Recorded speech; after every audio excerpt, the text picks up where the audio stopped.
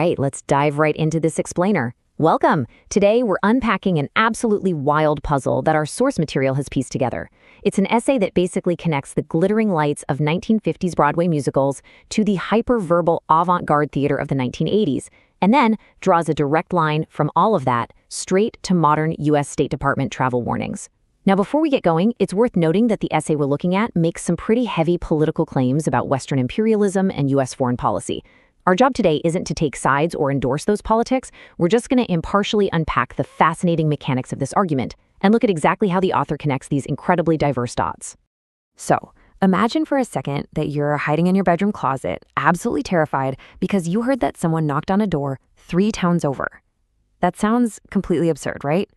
Well, the core, really bold claim of the essay we are examining today is that this farcical scenario is exactly how the West views and interacts with Southeast Asia.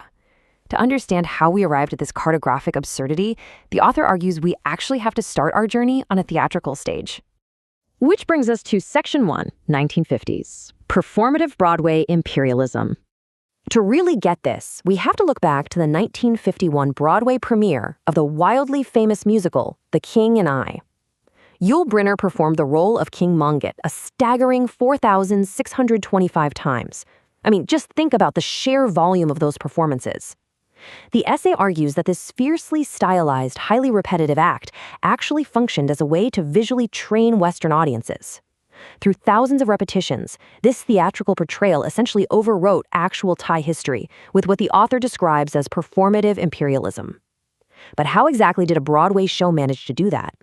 Well, it all comes down to the actual mechanics of the stage. Take the famous song and dance number, Shall We Dance?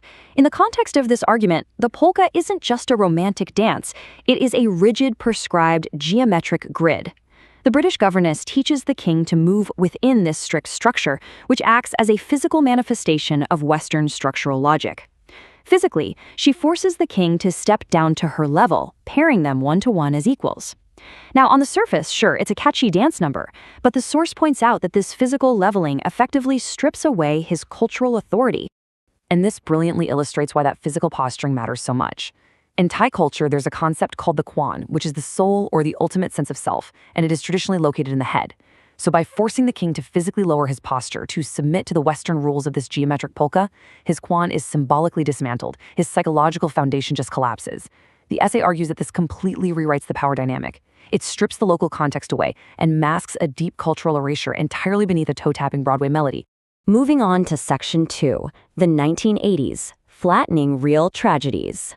This theatrical habit of flattening real tragedies only accelerates in the avant-garde theater of the 1980s, specifically in Spalding Gray's 90-minute hyper-verbal monologue, Swimming to Cambodia. The contrast here is incredibly jarring. On one hand, you have horrific, very heavy real-world tragedies, the Cambodian genocide, the Khmer Rouge atrocities, and the U.S. Operation Breakfast carpet bombings. Very real, devastating history. And on the other hand, we have Spalding Gray's narrative, a narcissistic, highly personal search for a perfect moment on a beautiful Thai beach. Gray sits at a desk and delivers a fast-paced monologue where he uses the destruction of an entire sovereign nation simply as dramatic lighting for his own personal crisis. The source wonderfully describes this as a severe case of geopolitical main character syndrome. The absolute crucial point here is that this approach ultimately flattens history into a stage set. This is the essential bridge in the author's argument. Both of these theatrical eras, the 1950s musical and the 1980s monologue, actively strip away the deeply nuanced local context of Southeast Asia. They train the Western audience to view a highly complex, sovereign region as nothing more than a simplistic, two-dimensional backdrop for Western anxieties and narratives. Let's look at Section 3, Bureaucracy and Geographic Absurdity. So what happens when you strip away local context and flatten reality into a two-dimensional stage set? Well, you end up with government risk assessments that frankly ignore the map altogether. Today, the U.S. State Department maintains severe Level 4 do not travel advisories for Thailand's deep southern provinces, Yala, Pattani, and Nath Yuat. We are impartially outlining this to establish that there is a very real, documented situation occurring in this specific region due to a localized insurgency. And to validate the seriousness of that Level 4 warning, consider the human cost. 6,000. There have been over 6,000 tragic deaths in that localized area since 2004. So the danger in those specific Deep South provinces is absolute. And the State Department's warning for that specific zone is entirely serious and grounded in reality. The warning itself isn't the problem at all. The absurdity actually emerges in how Western travelers process those broad, color-coded warnings. Panicked tourists sitting in New York or London see that bold red level 4 advisory for the Deep South, and what do? They immediately cancel their vacations to the northern cultural hub of Chiang Mai. This is exactly where the theatrical conditioning we discussed earlier collides with bureaucratic panic to create pure cartographic absurdity. Section 4. Measuring performance against reality. To truly grasp why this is so ridiculous, I challenge you to look at the actual geography.